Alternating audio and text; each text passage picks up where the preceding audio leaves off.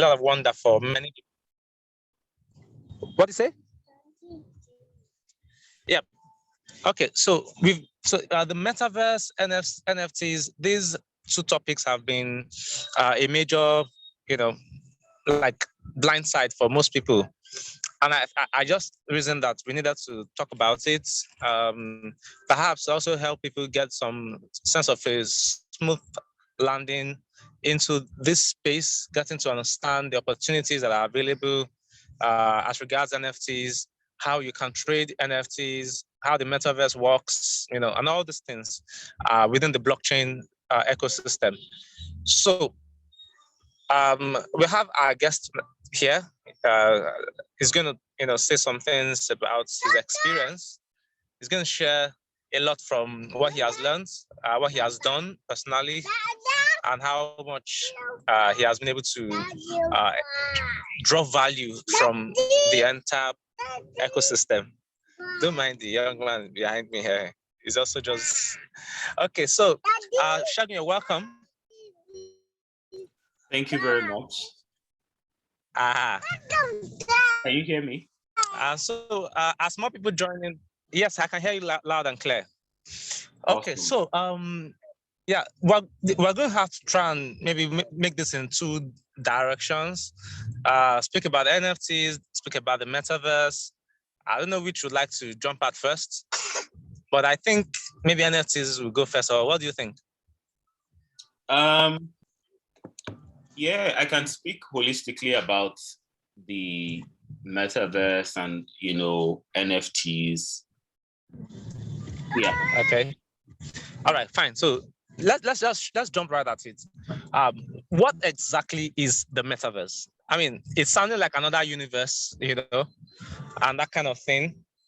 And it brings a lot of wonder to people. Like, some people have heard, oh, you can buy land in the metaverse, and it's like, where is the metaverse? How do you buy land? How do you claim the land? How do you sell the land? All those stuff. What exactly is the metaverse about? And what are NFTs? What do they really mean? So can you just speak to these two things? Okay, great. Thank you. The metaverse is just, simply put, the metaverse is a virtual world, like a virtual universe, that tries to mirror the existing universe that we have or that people are familiar with, so we have systems, governments, real estate, and things in place in our existing universe. There are human beings, there are animals, you have lands, and you have people governing these systems and all of that. You have currencies, fiat currencies that you buy, that you have, that you use to trade, make purchases and all of that. So the metaverse is just the same, but in a virtual world. A lot of people sort of equate the metaverse to being just virtual reality, meaning that you wear VR goggles and then you are in this virtual 3D world, So are you trying? Can we equate the metaverse to like a combination of virtual reality and augmented reality? Or I mean, like, what does it look like?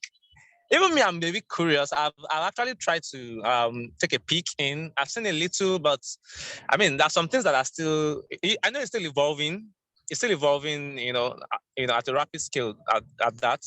But like, what does it look like? I hope maybe before the end of this meeting, you probably may be able to show us a little of what this looks like in the metaverse. Hopefully, I no, can. But my first question here was, can we? Yes, combine augmented reality similar, or what do you say? Okay, so there isn't one metaverse, unlike our world where there's just planet Earth. Of course, there are several, planets. we know all the different planets that exist, and then there's Earth where we all exist in, or we all live in. For the virtual worlds, different companies are trying to build their own metaverses. Facebook is working on Meta, and we're all aware of Facebook's rebranding to Meta, and they trying to build their metaverses. Facebook's acquisition of Oculus, and I get that. Metaverses, like the Sand Metaverse. I know of metaverse. Yes, so there's Sandbox, with its own metaverse. There's Decentraland. There are a couple other, and these other names that I'm mentioning are also like specific to the NFT space. But then there's Roblox, there's Upland, which is also a decentralized, metaverse of some sort. They break down or fractionalize places within the United States, and these are like real places. So you have real houses in New York, for instance, or that real street addresses, and then there's a virtual representation of that on Upland, and you can go on Upland and buy 14 East 27th Street. Of course, buying that address on the metaverse and buying that land on Upland doesn't equate to you owning that property in real life. It's just a duplication of what exists in the real world. So there are different companies building their own metaverses. The most recent being the Bored Ape Yacht Club, building its own called Other Side or something. So yeah, there isn't one metaverse. Why are people pumped up about the whole metaverse? Okay, so can you hear me? Hello?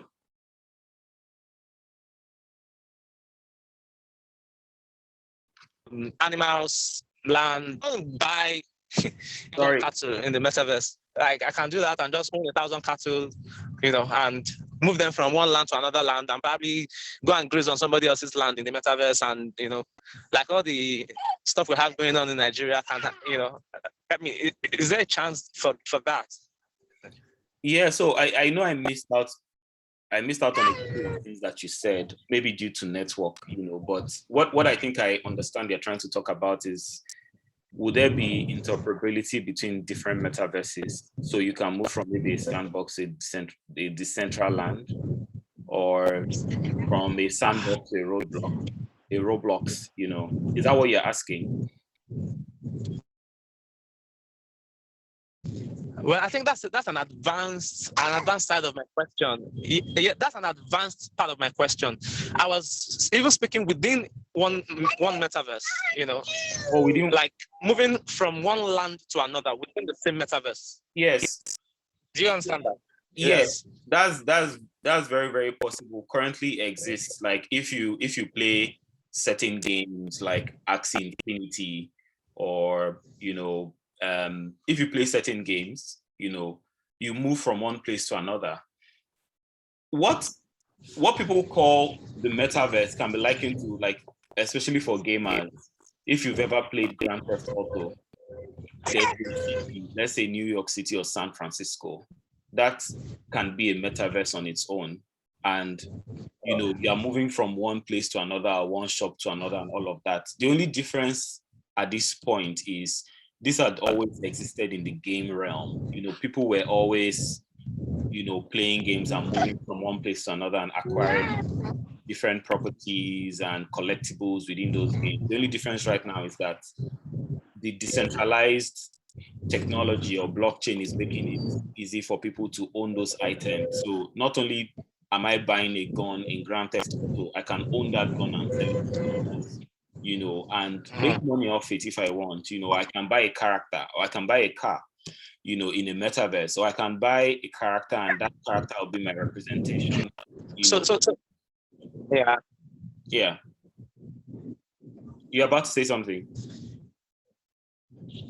Okay, so if I take, for example, a game like Grand Theft Auto, where where you can maybe steal a house or buy a house, and acquire money and all those stuff. Unlike before, like, it was just a game, and there's no real implication for most of those things. Now, whatever you acquire in the game, you actually acquire it and you own it, and you can decide to trade it if you so wish, or keep it, let it increase in value, maybe as demand for it increases or stuff like that, and you can sell it when you choose, or rent it or something like that. And I think the metaverse is quite interesting, and it's something that people need to really explore and see the value in it, even though it's all digital, yes, but that's really where we're moving. So how do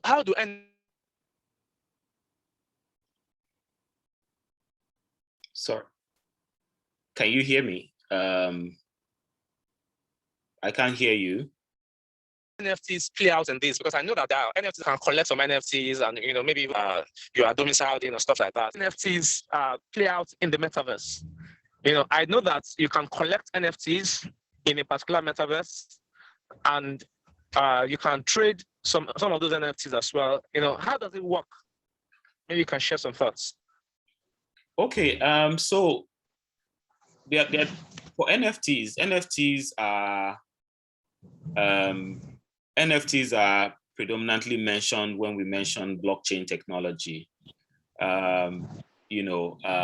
There's decentralization, and then there's centralization.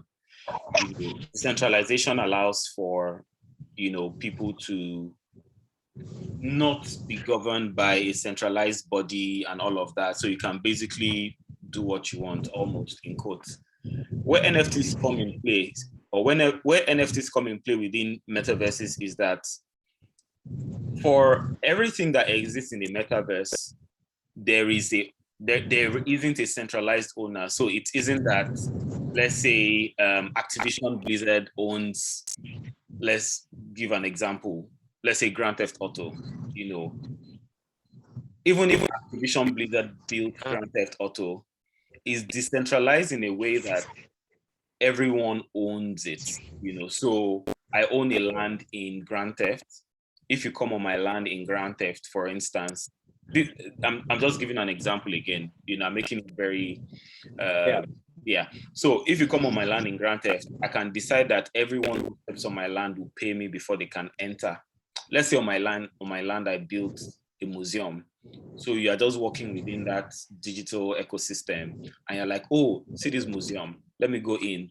And I say, oh, I'm charging you $10 for you to enter, and you are very keen on entering. You can pay $10 to me, and that dollar or the money you pay to me will go into my wallet, or my digital wallet or decentralized wallet, and I can withdraw it, or spend it, So if, for instance, there is a collectible that you find on my own property, let's say there is a statue that you like and you want to buy, you can buy that property from me and place it within your own property, and I get paid for it. So you can build. You have the freedom to build your property in the way that you want, especially if we are talking about a real estate property like Sandbox or Decentraland, or maybe NFT World or something within the space.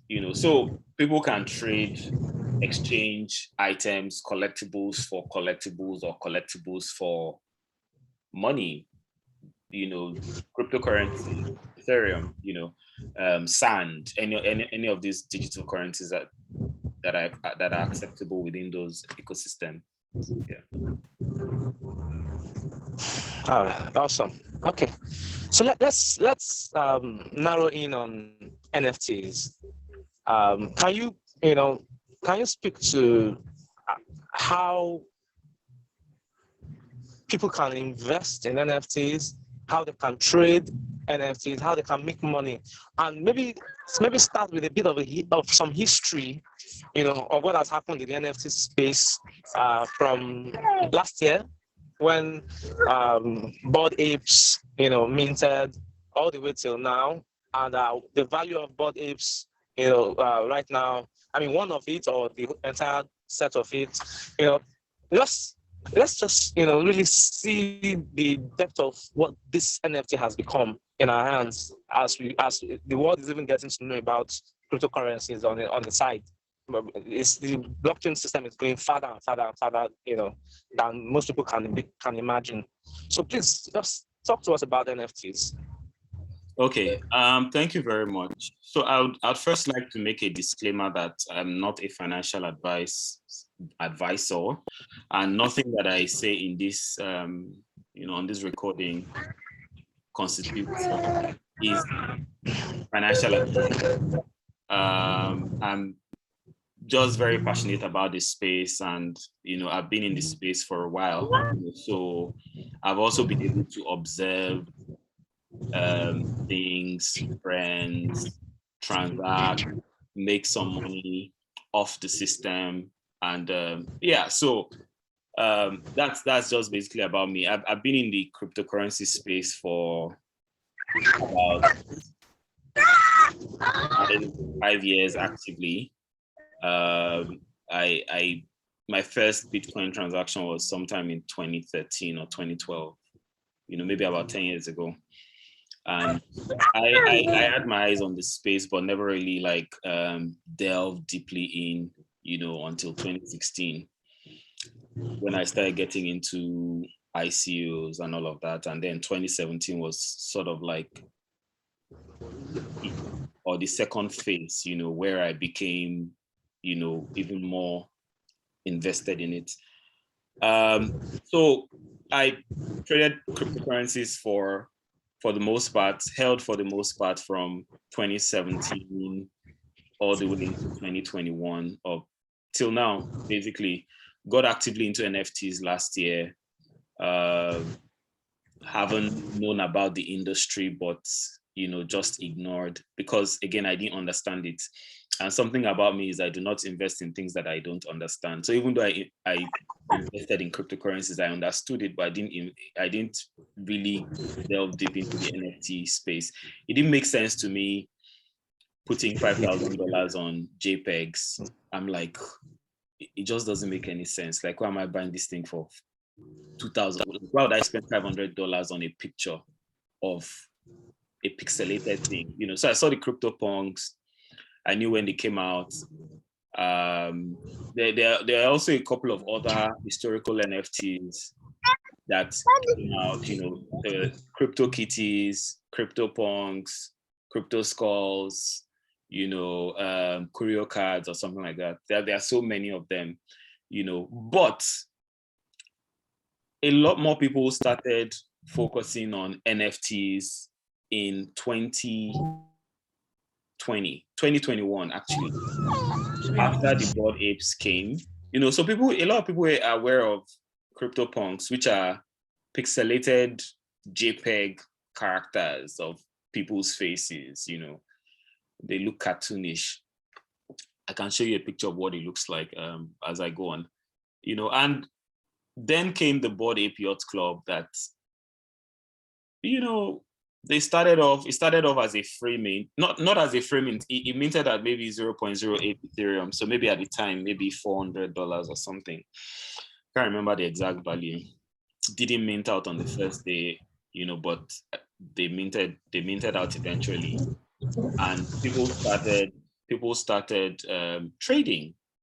Now, the difference between cryptocurrencies and NFTs is that you cannot fractionalize an NFT, which is why they are non-fungible, or they are called non-fungible tokens.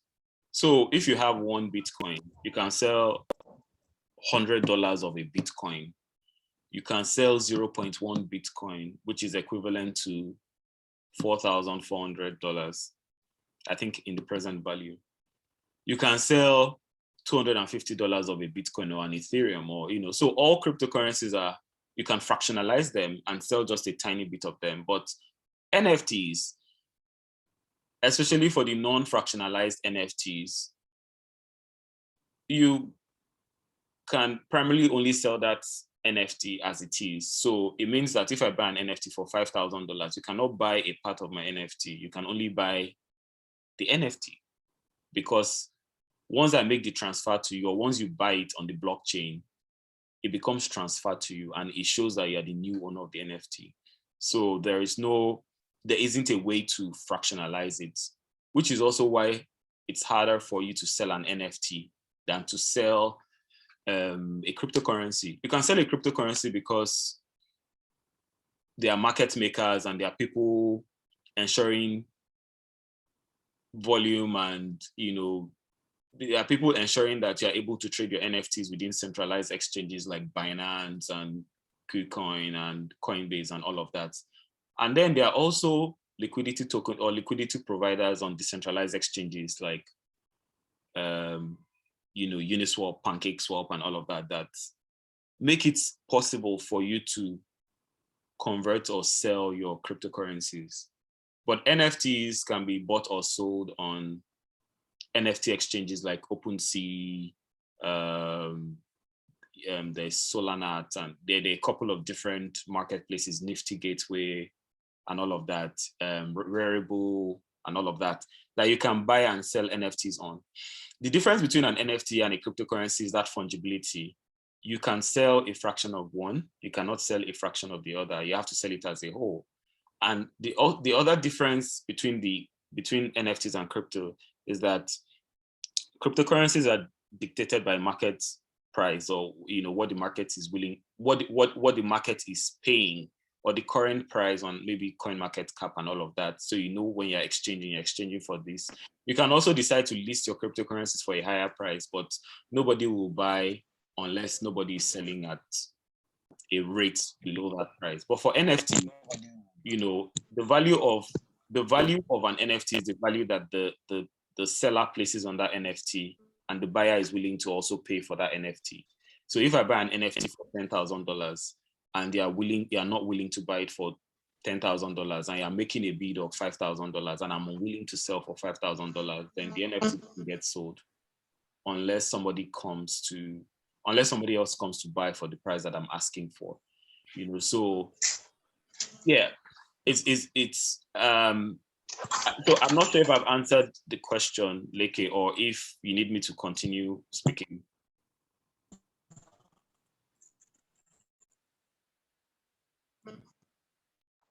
I can't hear him, but I'll just keep going on. So the value, yeah. So I got into the NFT space last year. I have a ton of NFTs, or I bought a couple of NFTs. Yeah, please speak on. Okay, I speak on. Okay, yeah. So I've please go right on. Okay. Can you hear me? Yeah. I've gotten a couple of NFTs. I will share my screen into. Did you hear me? I said yes, please. Okay. So I'll share my screen and show you an NFT marketplace called OpenSea. I'm sure a lot of people on this call may be aware of what OpenSea is, and but for the purpose of people that do not know, I will just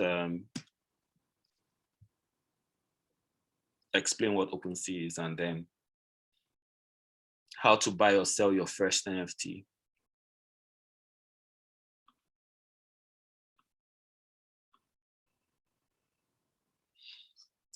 Okay, do you see my screen?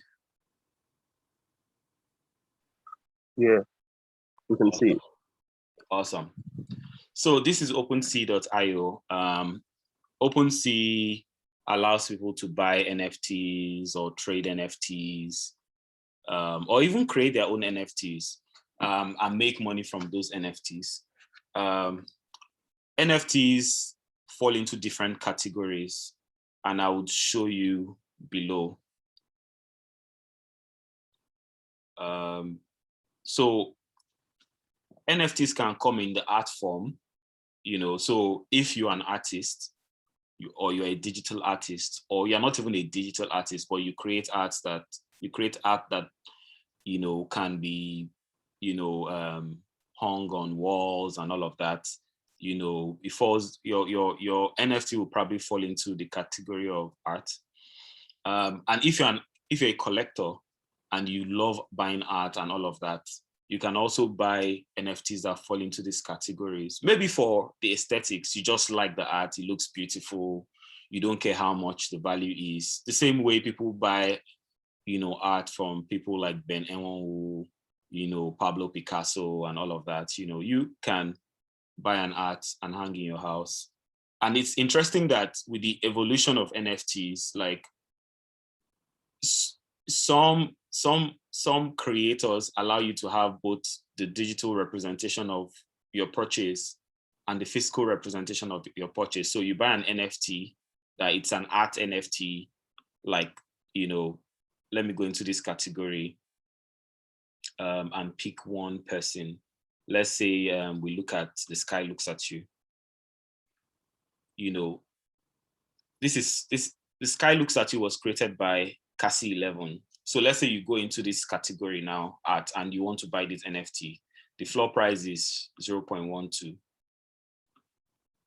It means that the cheapest within this collection, from what we see, there are 20 items. So it means there are 20 unique art within this collection, and you can buy any of it. There are 38 owners, 38 people own this collection, and the floor price is 0.12. It means that the cheapest NFT you can buy within this collection, or the cheapest price anyone is willing to sell, is 0.12. This logo is representative of the Ethereum cryptocurrency. So it means that if you bring USD, nobody is willing to accept, But if you have a cryptocurrency like Ethereum, you can sell. This other value here, 9.0, just shows us the volume traded. It shows us that people have bought or traded 9 ETH worth of this collection. 1 ETH at the current market price that I last checked is $3,100. So that should be $27,000 worth in volume traded. So if I click on this, the floor price, it will show me the cheapest, and I see that this is the cheapest. So I go to this particular artwork. The Sky Looks at You. This is called A Secret Place. There are 4 owners, and there are 5 in total of this particular collection. So it means one person probably owns 2 and the others own 1. Now this person is selling for $379, and it shows that in 1 hour and 32 minutes, if the person doesn't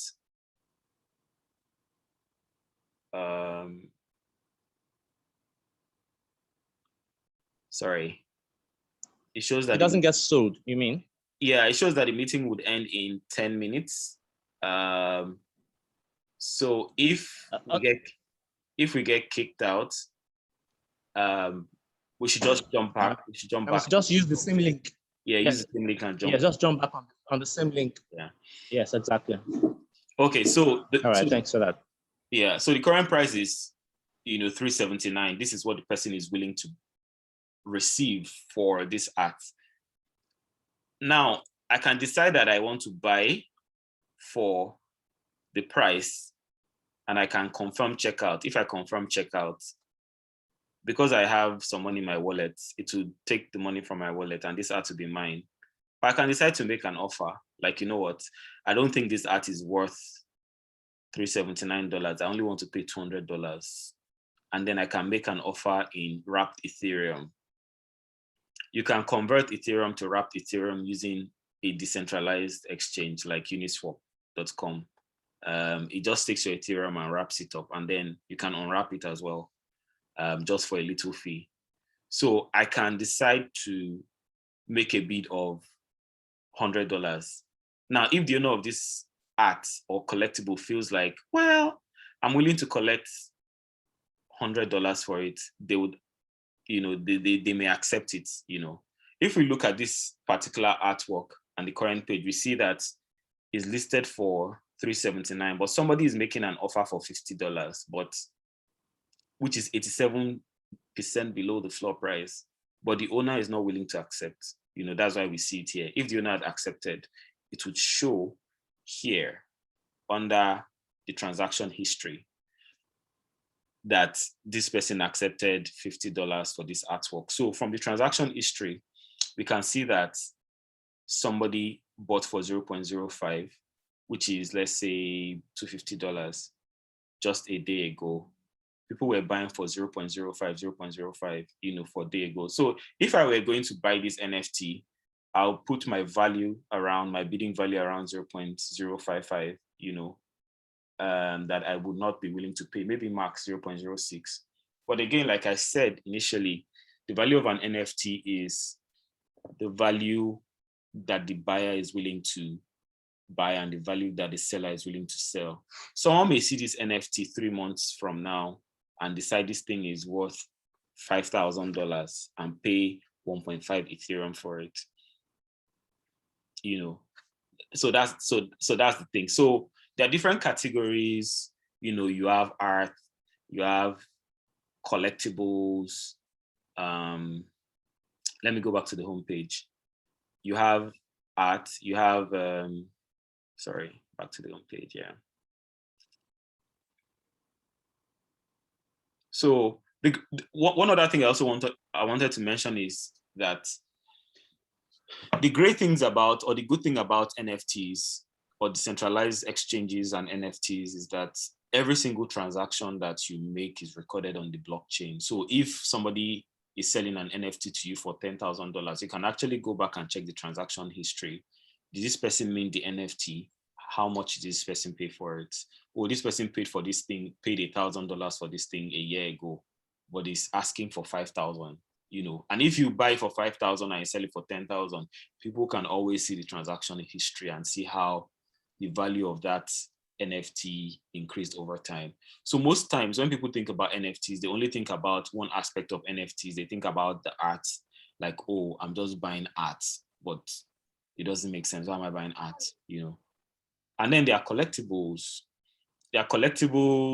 So things like CryptoPunks, Bored Ape Yacht Club, and some other NFTs that you may be aware of fall under collectibles.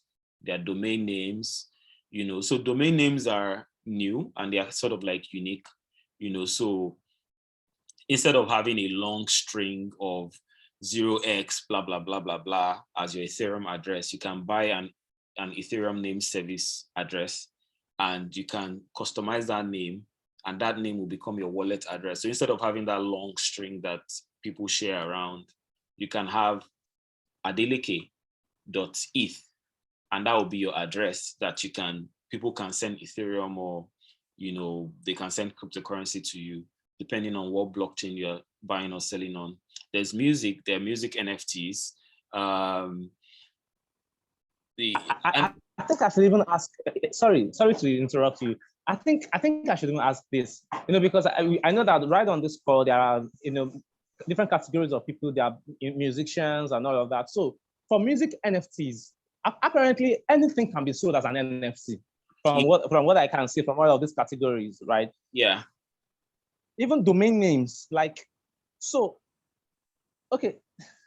I mean, this is getting extremely interesting. Like nobody's left out. Everybody can play in this space.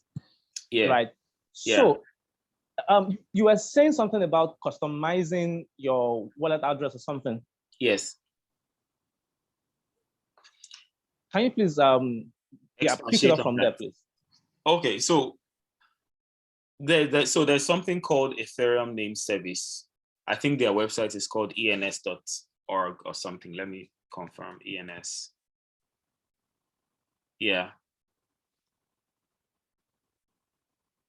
ens.domains. So if you go to ens.domains, if you have an Ethereum address, maybe you ever opened a MetaMask wallet, or you have an Ethereum address, you can go to ens.domains and get yourself a customized domain name, and you would have that .eth. You may, if you're on Twitter, you'd have seen a couple of people with, a .eth address, so people that, for instance, like Don Jazzy has a dorobuchi.eth address. So if I go to dorobuchi.eth, this is Don Jazzy's address. So instead of me copying his like his address, I can, if I want to send him mono, I want to send him ETH, I can just copy dorobuchi.eth and send Don Jazzy Ethereum.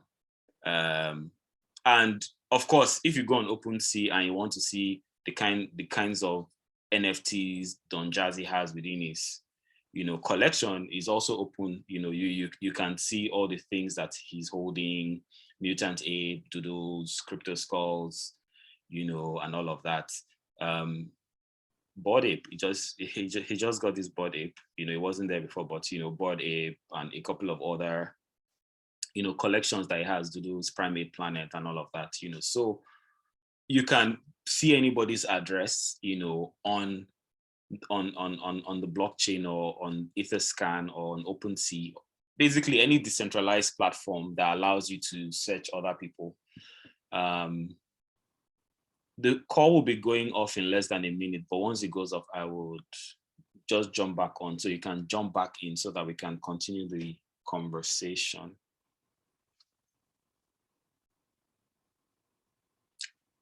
Let me see.